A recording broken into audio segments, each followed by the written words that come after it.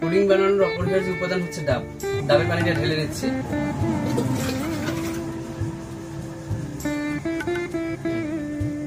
চমৎকার। ডাবের পানিটাকে ভালো করে ছেঁকে নিতে হবে।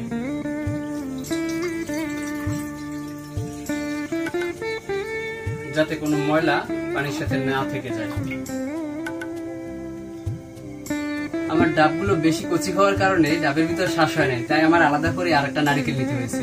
তো নারিকেল থেকে এখন নারিকেলের শ্বাসটাকে আলাদা করে উঠিয়ে নেব লম্বা করে।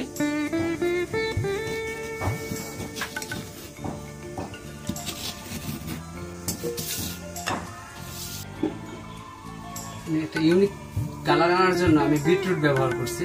বিটরুট দিয়ে একটু কালারটাকে লাল করা হচ্ছে, সম্পূর্ণ প্রাকৃতিক।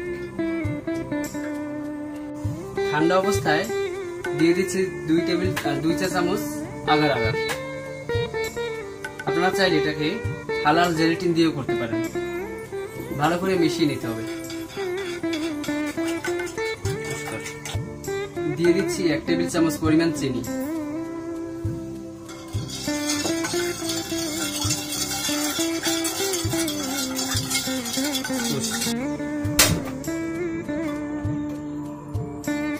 এখন ভালো করে জাল দিয়ে নিতে হবে।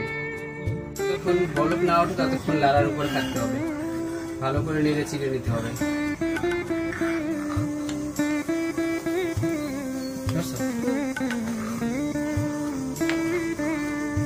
আমার পুডিং এ বলক চলে আসছে। আর কিছুক্ষণ পরে এটাকে আমি নামিয়ে নেব। একটু যখনই ঘন হয়ে আসবে তখনই এটাকে আমি নামিয়ে নেব।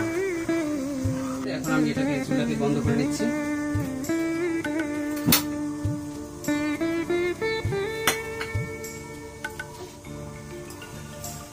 এখন একটু হালকা ঠান্ডা হলেই আমি এটাকে ঢেলে দেব।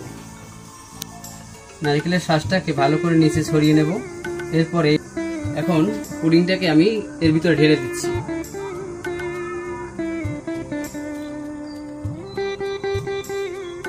বাকি নারকেলের শ্বাসটা এখন আমি উপর থেকে দিয়ে দিচ্ছি।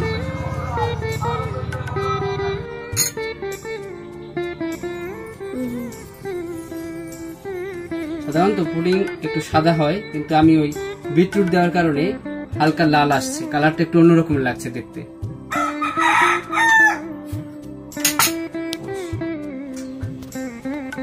এখন আমি পুডিংটাকে আধা ঘন্টার জন্য রেখে দেব।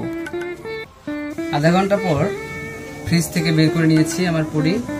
পাঁচটাকে একটু কেটে নেব যাতে আমার বের করতে সুবিধা হয়।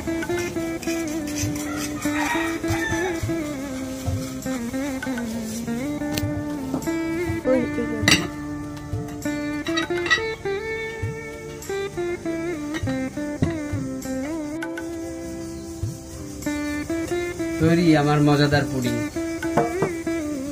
আপনারাও চাইলে ট্রাই করতে পারেন।